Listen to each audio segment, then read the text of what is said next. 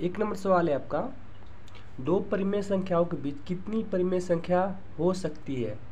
दो परिमेय संख्याओं के बीच कितनी परिमेय संख्या हो सकती है। तो दो परिमेय संख्याओं के बीच अनंत परिमेय संख्या हो सकती है। ऑप्शन नंबर डी इसका सही उत्तर है। 2 नंबर सवाल दिया है, निम्नलिखित में से कौन अभाज्य संख्या है।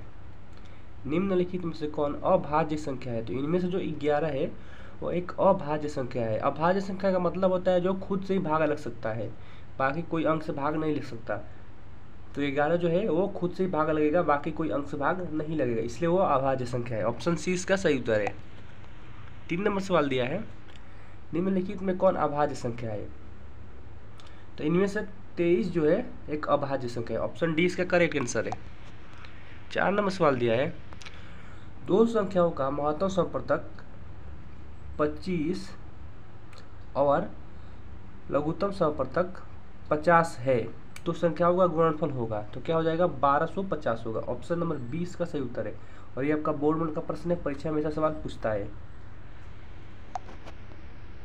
5 नंबर सवाल दिया है, निम्न में कौन अपरिमेय संख्या नहीं है।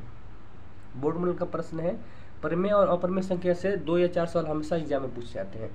तो इनमें से कौन अपरिमेय संख्या नहीं है, ये आपको बताना है। तो जो रूट से बाहर निकल जाएगा वो अपरिमेय है, जो रूट से बाहर निकलेगा वो परिमेय है। इनमें से कौन अपरिमेय संख्या है, तो जाएगा ऑप्शन नंबर सी, √9 और √16। ये हो जाएगा 3 × 3, हो जाएगा 4 × 4। तो 4 और 3 बाहर निकल जाएगा। तो ऑप्शन सी इसका सही उत्तर है।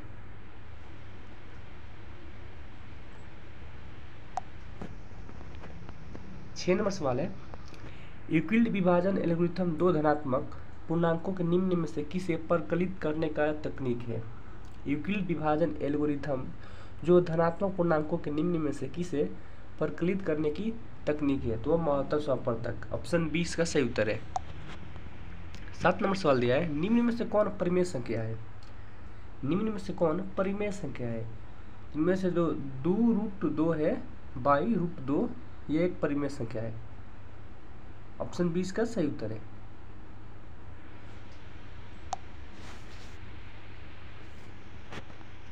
8 नंबर सवाल है, दो क्रमिक सम संख्याओं का HCF क्या होगा। दो क्रमिक सम संख्याओं का HCF क्या होगा, तो 2 ही होगा। ऑप्शन 20 का करेक्ट आंसर है। 9 नंबर प्रश्न है, निम्न में कौन अभाज्य संख्या है। निम्न में कौन अभाज्य संख्या है। तो इनमें से जो 11 है वो एक अभाज्य संख्या है। ऑप्शन नंबर सी इसका सही उत्तर है। 10 नंबर सवाल है, इनमें कौन सी संख्या अपरिमेय है। इनमें कौन सी संख्या अपरिमेय है। तो जो √20 है एक अपरिमेय संख्या है, बाकी ये तीनों परिमेय संख्या है। ऑप्शन नंबर 20 का सही उत्तर है। 11 नंबर सवाल है, 16/15 का दशमलव प्रसार होगा।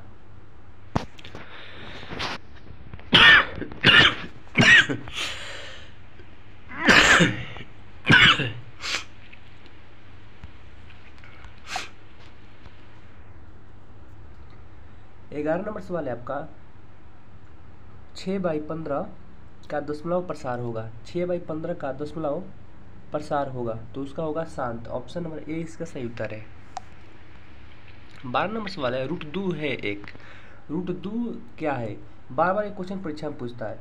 तो √2 एक अपरिमेय संख्या है। ऑप्शन नंबर 20 का सही उत्तर है। 3 नंबर सवाल है,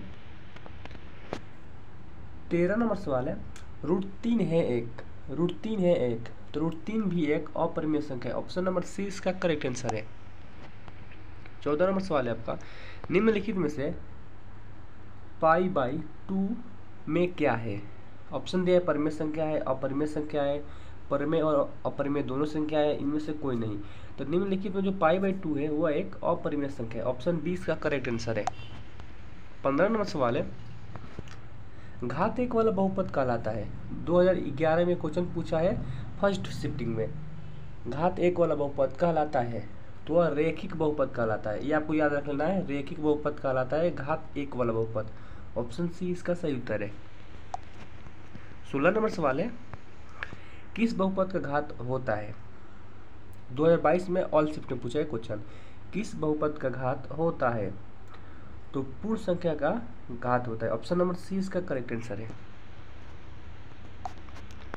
17 नंबर सवाल है, प्रायिकता का न्यूनतम मान होता है। 2022 में ऑल शिफ्ट में क्वेश्चन पूछा है, प्रायिकता का न्यूनतम मान होता है। तो प्रायिकता का न्यूनतम मान होता है 0 यानी 0। ऑप्शन नंबर ए इसका सही उत्तर है। 18 नंबर सवाल दिया है, किसी बिंदु की y अक्ष से दूरी उस बिंदु का क्या कहलाता है? किसी बिंदु की y अक्ष से दूरी उस बिंदु का क्या कहलाता है? तो वह x निर्देशांक कहलाता है। ऑप्शन बी इसका सही उत्तर है।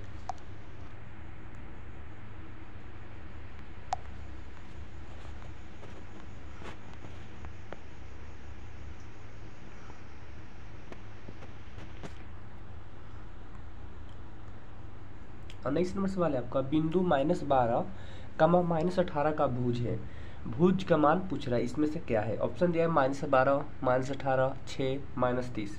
तो भुज का मतलब x का मान आपको बताना है। तो x का मान हो जाएगा -12 यानी x को ही भुज कहते हैं हिंदी में। तो ऑप्शन नंबर ए इसका सही उत्तर है। और ये आपका बोर्ड वन का प्रश्न है, परीक्षा में सवाल पूछता है ऐसा 2 या 3, आपको इसे याद करके जाना है एग्जाम देने। 20 नंबर सवाल दिया है, बिंदु 6, -5 का नियामक भुज है। इसमें भी क्या पूछ रहा है? भुज। तो 6, -5 का नियामक भुज क्या होगा? 6 होगा। ऑप्शन नंबर ए इसका सही उत्तर है। 21 नंबर सवाल है, बिंदु -6, 7 का कोटि है। अब यहाँ पर कोटि पूछ रहा है।